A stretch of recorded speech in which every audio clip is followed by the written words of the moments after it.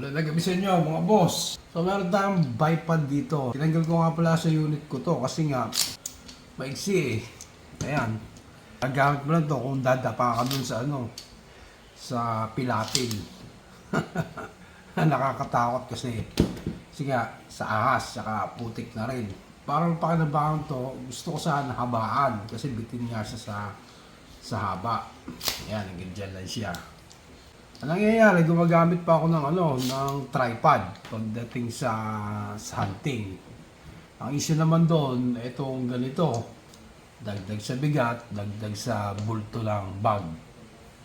So, mas convenient kung bipod na lang, kaso nga, maiksi. Kaya gawa natin ito ng paraan paano umaba. Ito yung naisip kong solusyon. Meron akong sirang tripod dito. Ito, nakatambak lang doon. Kinuha ko yung dalawang paa. At ito nga yung bala kong idugtong dito sa sa bipod na to. Sa ganun paraan, ito haba siya. Mas okay, magagamit ko na. At may extend ko pa siya sa haba na gusto ko. At mahabaan ko pa hanggang sa mahabang maaba. Pero hindi siguro magagamit ito pinakapayat na to. Pero just in case, magiging mahaba talaga siya. Ang problema na lang, paano papagdugtongin to. Ito nga palang to, may paa. Ayan, may dalawa siyang paa. Pero yun, nakita ko, meron siyang pin dito.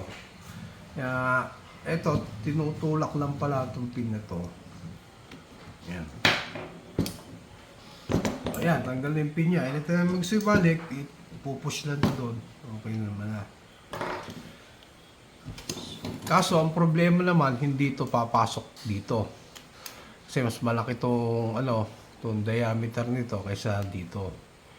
So, ang unang naisip kong paraan, pa 3D print. Kesa ako nung itapal ko rito, pa 3D print na ako. At ito yung unang design ng 3D print na ginamit ko. Kinuha ko itong inside diameter nito, tsaka yung outside diameter nito. Para ito ako, papasok ko lang ito rito. Ayan.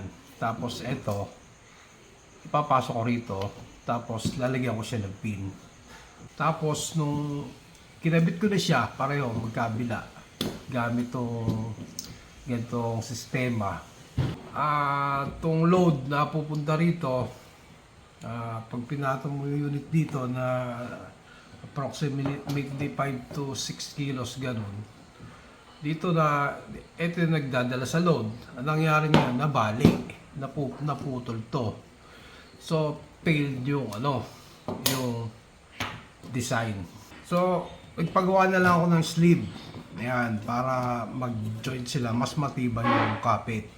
At ito na nga, dumating na yung pinagawa ko na sleeve sa 3D printing.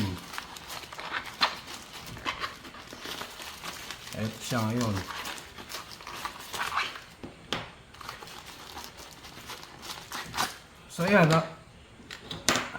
So ayan, napaka-basic lang ng design.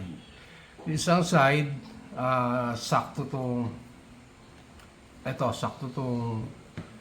outside diameter nito. At yung isang side naman, ito naman yung papasok, itong outside diameter nito. Ayan, try na lang natin kung kakasya. Mauna itong kabila. Through and through nga pala yung butas na ginawa kong design. Ayan, through and through. Para itong dalawa magmimit na gano'n, batted na sila sa isa't isa. Ayan, para mas matibay.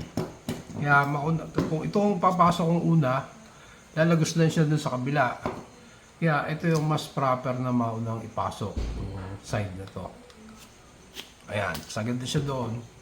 At babat tong kabilang. Ayun, batted na. Sakto naman.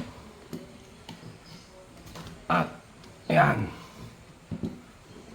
Ayan, pantay naman siya. Wala siyang play. Wala na siyang play at matibay siya sa load.